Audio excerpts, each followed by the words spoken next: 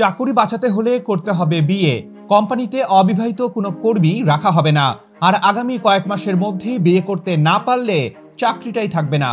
চাকরি টিকিয়ে রাখতে এমনই অদ্ভুত এক শর্ত বেঁধে দিয়েছে একটি কোম্পানি।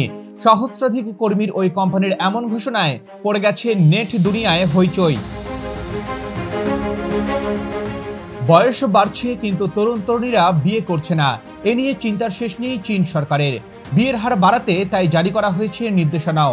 সেই নির্দেশনাই অক্ষরে অক্ষরে পালনের সিদ্ধান্ত নিয়েছে পূর্বাঞ্চলীয় চীনের শ্যাংনং প্রদেশের সুনতিয়ান কেমিক্যাল গ্রুপ।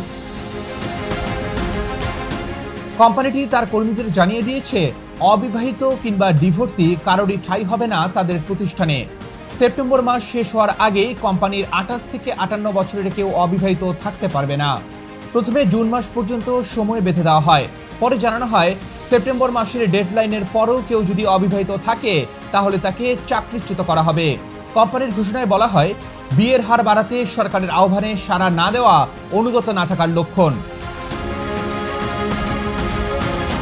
2001 সালে প্রতিষ্ঠা লাভ করা কোম্পানিটি লিনি শহরের শীর্ষ 50টি কোম্পানির একটি। সুনতিয়ান কেমিক্যাল গ্রুপ এমন নির্দেশনা জারির পর সামাজিক যোগাযোগ মাধ্যমে হইচই পড়ে যায়। পরে গেল 13 ফেব্রুয়ারি ওই প্রতিষ্ঠান পরিদর্শনে যান সরকারি কর্মকর্তারা। এরপরই কোম্পানিটির পক্ষ থেকে বলা হয়, এমন নোটিশ প্রত্যাহার করা হয়েছে। আর বৈবাহিক অবস্থার উপর ভিত্তি করে কাউকে চাকরিচ্যুত করা হয়নি। কোম্পানিটির এমন নোটিশ শ্রম আইন এবং শ্রম চুক্তি আইনের লঙ্ঘন বলেও জানিয়েছে একজন সরকারি কর্মকর্তা। মূলত চীনে দিন দিন কমছে বিয়ের হার।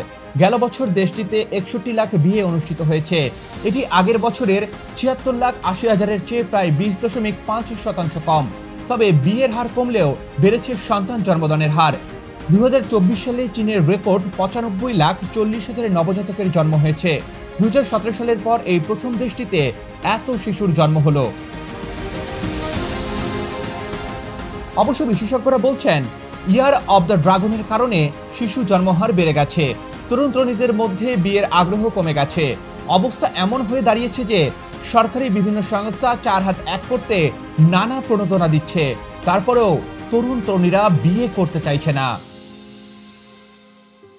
Urban Ali, Daily Sun.